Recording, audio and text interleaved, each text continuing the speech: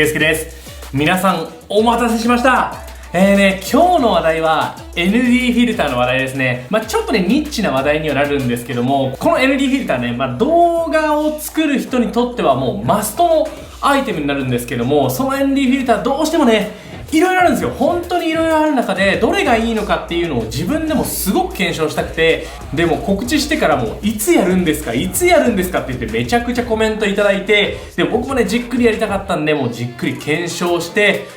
今日やっと撮ることができてます。でもうね、僕これ撮ってる時には一回ね外で検証しに行ったんですけども、ほんとね検証してよかったというか、僕のねめちゃくちゃ予想外の結果がここにね出てますので、今日はND フィルターそのものっていうのもおさらいしつつ、どんな ND フィルターが一番ベストなのかみたいなところもしっかりと検証して語っていこうと思いますので、ぜひね最後まで見てってくれると嬉しいです。で、多分ねちょっと長くなると思います。長くなると思うんで、目次をね、概要欄の方に貼っておくので、そこにね自由に飛ばしてチェックしていただけると嬉しいです。ということで今日は ND フィルターしかも7種類ね、比較していこうと思いますので、濃厚な動画になりそうです。早速いってみましょう。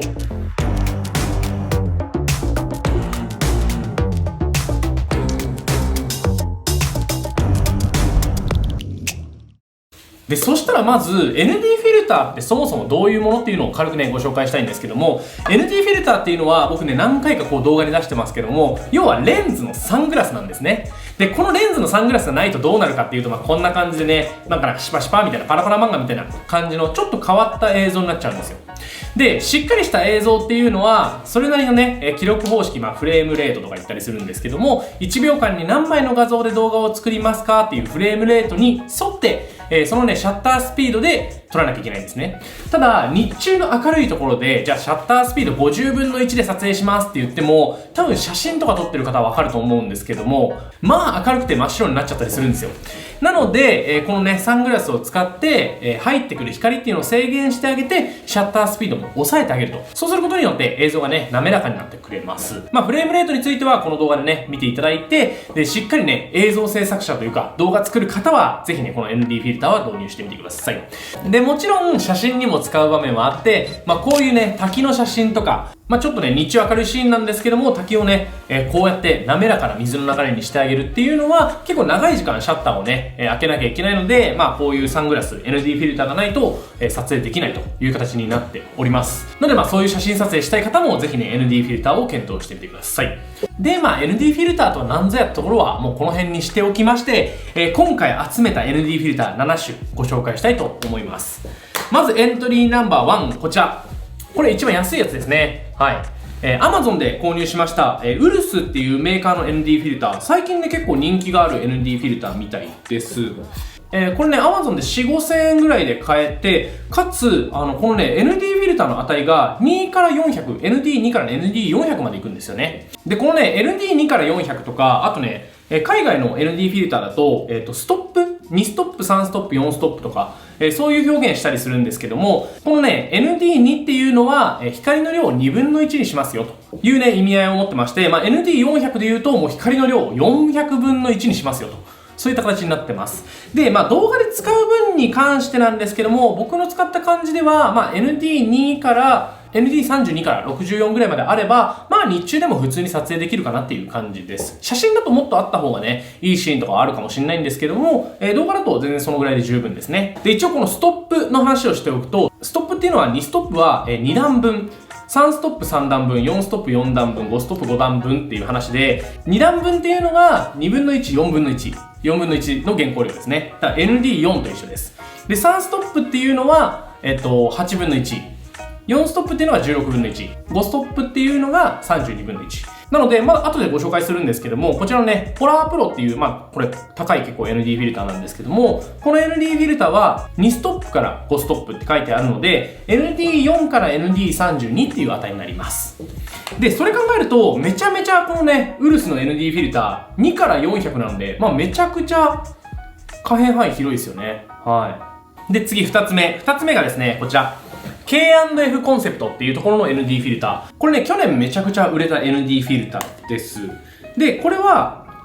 今僕が持ってるのは ND2 から32のタイプで、確か K&F コンセプト自体も、ND2 から400、さっきのウルスと一緒のタイプもあります。で、基本動画に使う分だったら2から32とか、そのぐらいの濃度の方がムラが少なく、使えるっていう確か話だったので、動画に使うんだったら、2から400とかよりも2から32とかの方が使いやすいと思います。で、これほんと安くて、これもね、Amazon で5000円ぐらいで買ったんですけども、これ去年もめちゃくちゃ人気が出て、めちゃくちゃ売れた ND フィルターになってます。で、次、これもね、ちょっと安くて昔買ったんですけども、健康の PL ファーダーっていう ND フィルターです。この ND フィルターは安い5、6000円で買えて、かつね、健康ってことで、健康って結構なんかいいイメージあるんですよ。かなり有名なメーカーさんなんで、この健康の ND フィルターだったら、安くてかつクオリティも高いんじゃないかなと思って、購入しました。で、ここからちょこっとだけ値段が上がりまして、これね、最近僕が使ってる ND フィルター、西の ND フィルター、1.5 から5ストップまでですね。なので、ND3 から32ぐらいになるのかな、はい。くらいの ND フィルターになっています。で、次、こっから2つ、カニっていうメーカーの、カニさんっていうところの ND フィルターになってます。2つですね。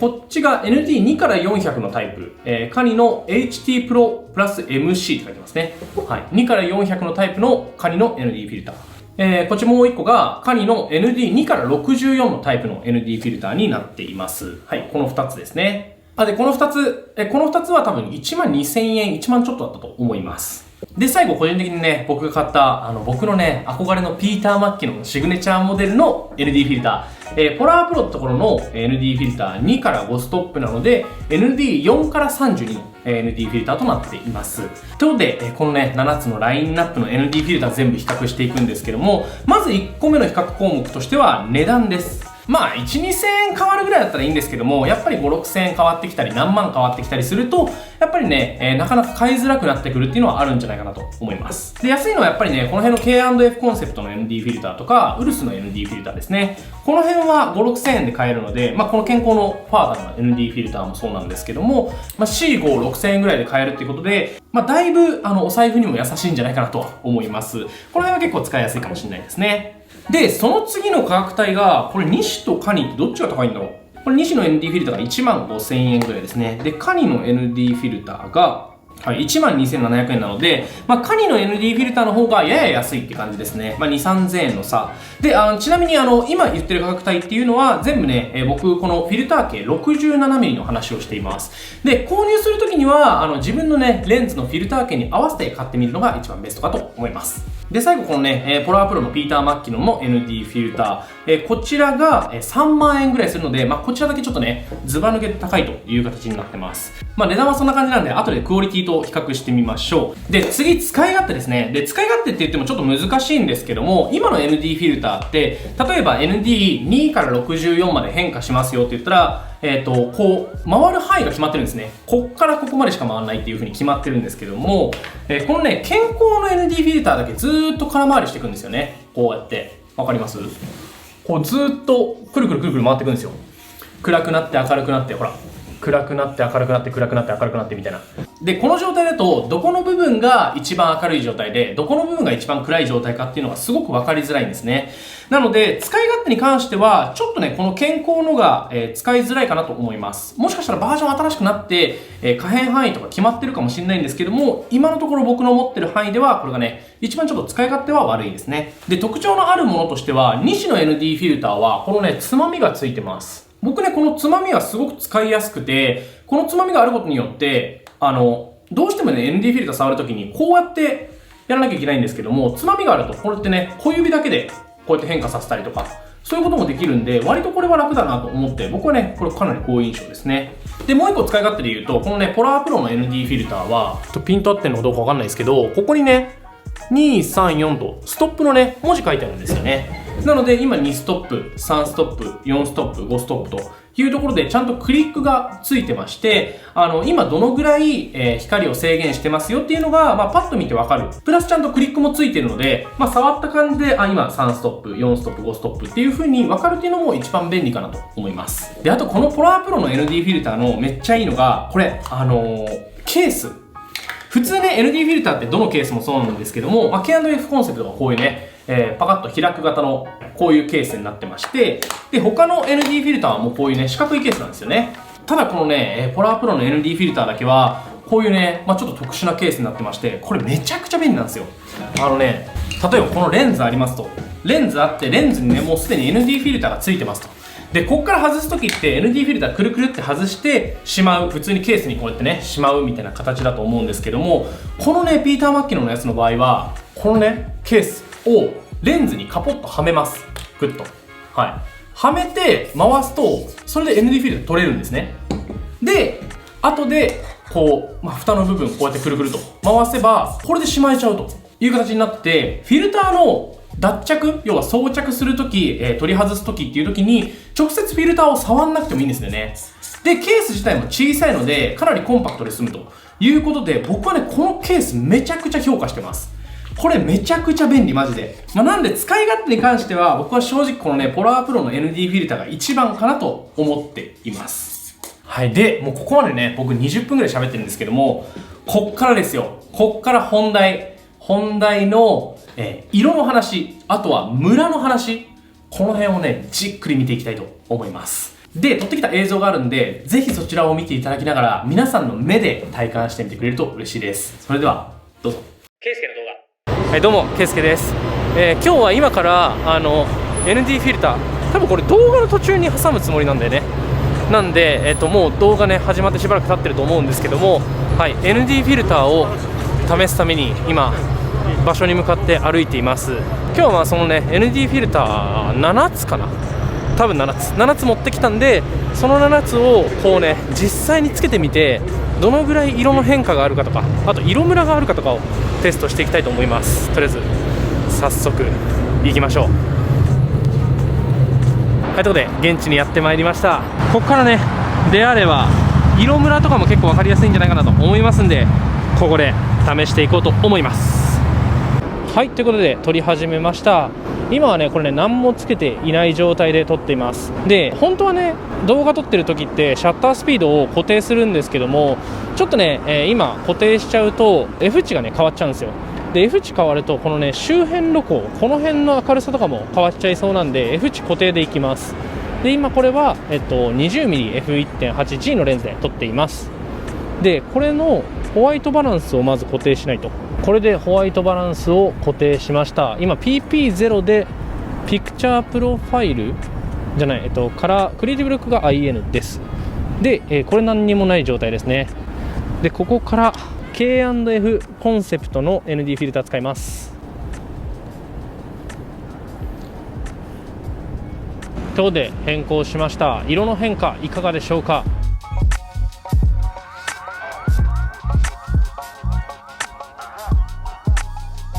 これね K&F コンセプトのバリアブル ND です。でここから、ND を上げていきます。今 ND2 から上げて、はい、これマックスです。 ND マックス今32ぐらいですね。ちょっと見たら分かるんですけど、この辺黒くなってますね多分。はい、これが、K&F コンセプトの ND32 です。はい、いかがでしょうか。明るさ露出は、真ん中に合わせています。はい、次のに変えてみましょう。はい、今何もつけてない状態で、次ウルスっていうメーカー、このウルスっていうメーカーの ND フィルター使います。これも値段は多分さっきの、K&F コンセプトと同じぐらいの値段になっています。はい、それじゃあつけます。はい、ウルスの ND フィルター装着しました。今ホワイトバランスは固定にしています。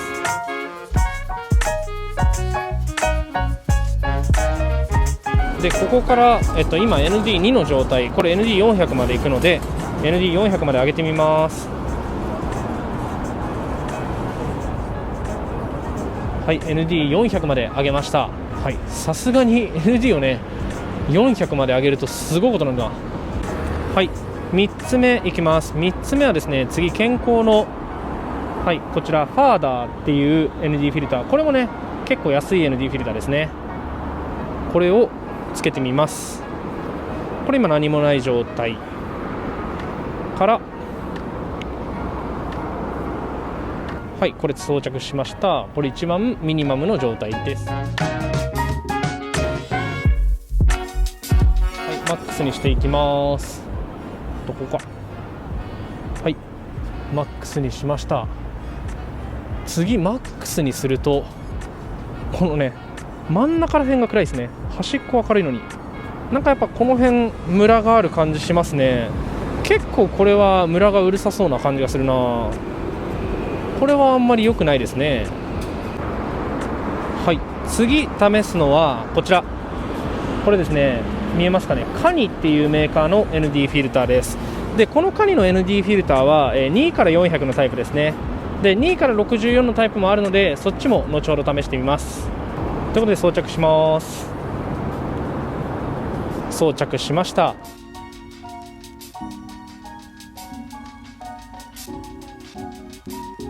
はい、では400までマックスまで行ってみましょう。ズズズ、はい、400マックスまで行きました。やっぱり400マックスまで行っちゃうと、ここら辺ねかなりムラがあるですね。ちょっと青っぽくなってるのかな。はい、またもや、ホワイトバランス固定で、じゃん。次がカニの ND フィルターの2から64のタイプです。はい、ということでこちらを試していきます。はい、これミニマムの状態です。いかがでしょうか。ほとんど色の変化なさそうに見える。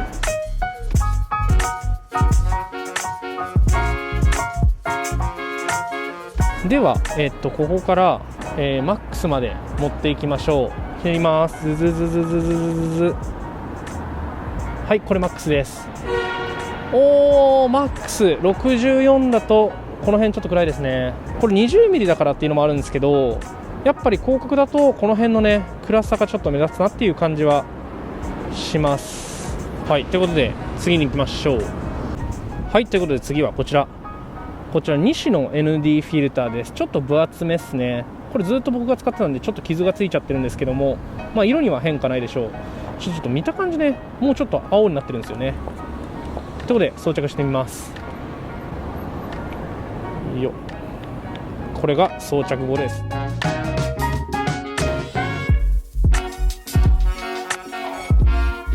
やっぱりちょっと青っぽいですね。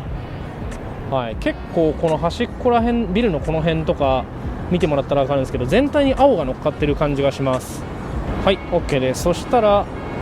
マックスまで回していきます。これミンなのでマックスまで回します。ズズズっと。はい、マックスまで回しました。なんかあれ、なんかあんま変わんない気がするけど、なんか全体的に露出が下がったような気がしちゃいますね。そんなことないか。色はとても綺麗だけどね、綺麗だけどちょっと青っぽくなります。次ラストいきましょう。はい、ラストデント、ラストこちらの僕のね大好きなピーター・マッキノンのシグネチャーモデルポラープロの ND フィルターを使っていきたいと思います。はい、はい、装着しました。色の変化はパッと見はなさそうだけど、いかがでしょうか。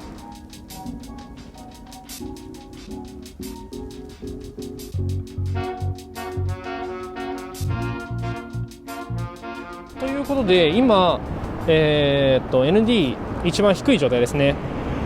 低い状態なので一番高いところまで上げていきます。ズンとズンと、ラストズンと。はい、上げました。ちょっと周辺のこの辺が落ちてるのが分かります。だいぶ1段階下げると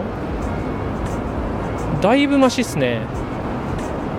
それでも落ちてるわ。なるほど。いや落ちてる、意外と落ちてるな。はい、これマックスの状態です。はい、ということでいろいろ試してみました。試してみたんですけど、いやね想定外っすわ。なんか想像と全くもって違う結果が個人的には出てる気がしてて、ちょっとね色の変化とかは実際にパソコン見てみないとちょっと分かんない部分なんで、まだこの場では何とも言えないんですけども、色のムラというかやっぱ明るさのムラは ND フィルターはね、ピーター・マッキノンのポラープロのやつが一番高いんで、あれが一番ムラないと思ってたんですけども、結構あったね。いや僕の予想とは全然違う結果になりそうで、逆にねちゃんと比較してよかったなと思っています。ちょっとねこれから帰ってまたパソコンで実際にね色を見ながらレビューしていきたいと思いますので、後半もお楽しみにしてください。それではまた後ほど。はい、いかがでしょうか。いや予想外なのよ。やっぱね、この高い分ね、このピーター・マッキノの、僕のね、憧れっていうのもあったんですけども、このピーター・マッキノのやっぱいいわーっていう、ポラープロがやっぱ高いだけあるわーって言いたかった。ずっと言いたかったんですけども、正直ね、使ってみたら、ムラあるね。いや、ムラある。なんかもうムラも一個もないんですよって言いたかったんだけどな。はい。で、ざっくり全体の感想を言っていくと、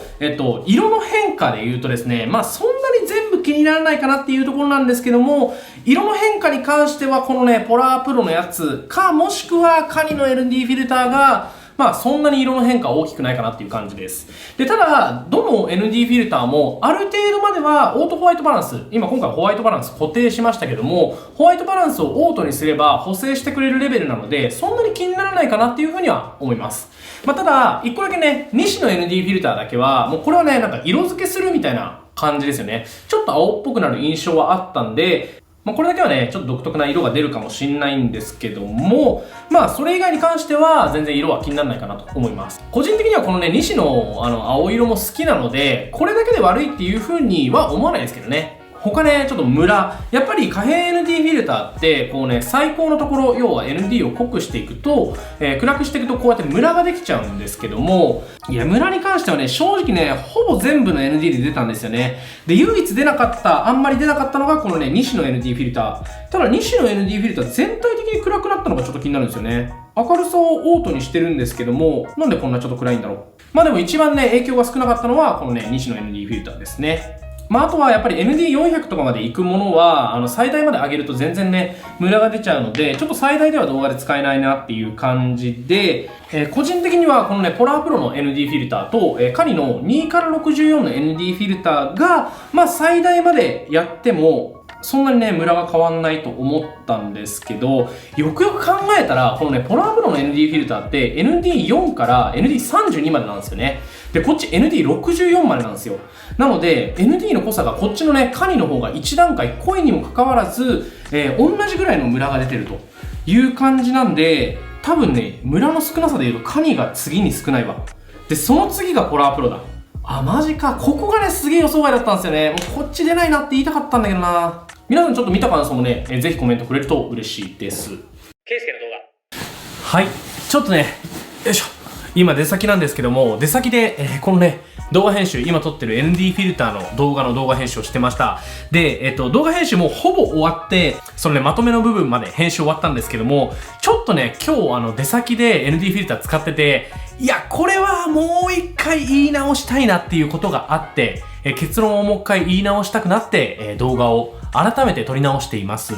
で、結論ね、ちょっとどんな ND フィルターがおすすめだったのかっていう話なんですけども、まずね、自撮りとかをする方、僕ね、普段 Vlog で自撮りをするときに広角レンズ、20mm の広角レンズを使ってるんですけども、20mm とかそれ以上の広角を使う方は、西の ND フィルターがいいです。で、なんでかっていうと、今まで見てくれたらわかる通り、西の ND フィルターが一番ムラはないんですよね。ただし、色の変化はあると。色の変化は後から補正できるし、あとはオートホワイトバランスで多少直してくれる部分もあるので、そこまで気にならないかなっていう部分ではあるんですけども、色ムラに関しては僕どうしても気になるかなと思いますんで、そうやって 20mm とかの広角で使う場合は、西の ND フィルターがね、一番いいと思います。逆に言うと、そのね、明るさのムラっていうのは気にならない場合、例えば 35mm 以上のレンズを使うとちょっとね、並べておきますけども、こんな感じで色ムラが気にならないフィルターっていうのが出てくるんですよね。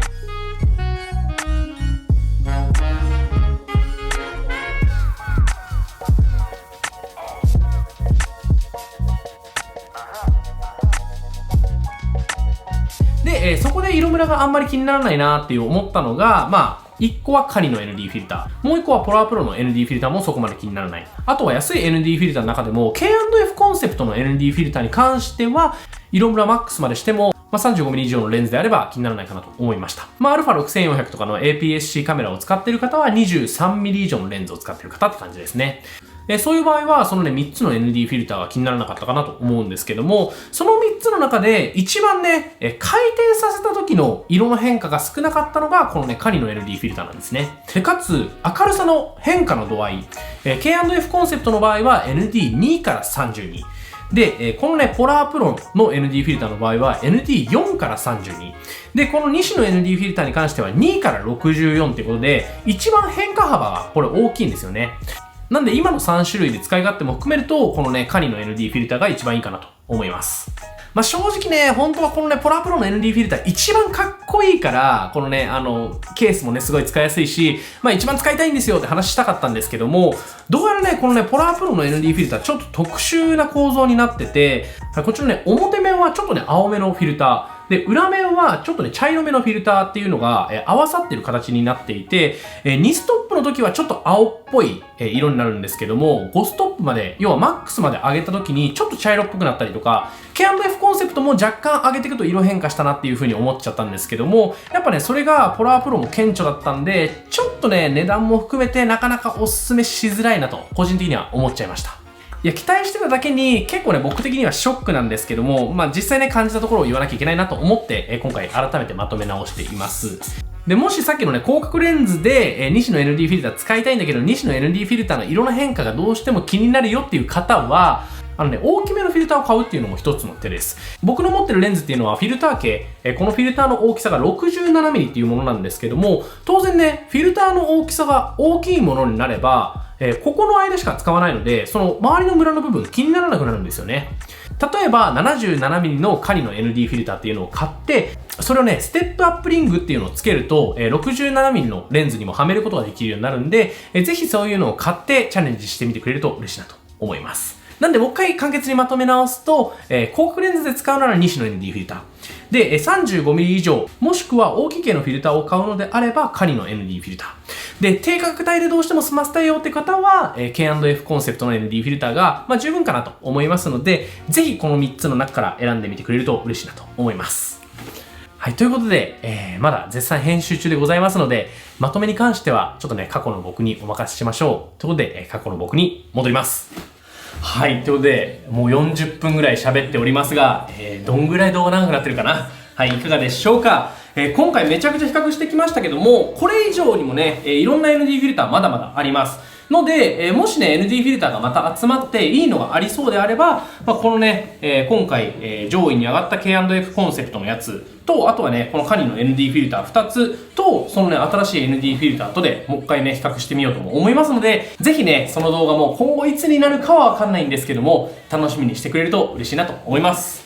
ということで、今回の動画はこの辺にしたいと思います。今回の動画いいと思ってくれた方は高評価ボタン、チャンネル登録もぜひよろしくお願いします。それと、はい、Twitter、Instagram とやっておりますので、ぜひフォローの方よろしくお願いします。それではまた次の動画でお会いしましょう。バイバーイ。いやー、お疲れ様でした。もうめちゃくちゃ喋ったし、もうめちゃくちゃ一個一個の比較も時間かかったし、これね、今までの動画の中ではかなり時間かかった方の部類じゃないかなと思います。いや、大変だったな。大変だったけど、マジで比較してよかった。もうね、逆にこういうね、比較もので、こういうのも比較してほしい。レンズでもいいんですけども、こういうものね、比較してほしいっていうものがあれば、ぜひね、コメント欄の方でも教えてくれると嬉しいです。バイバイ。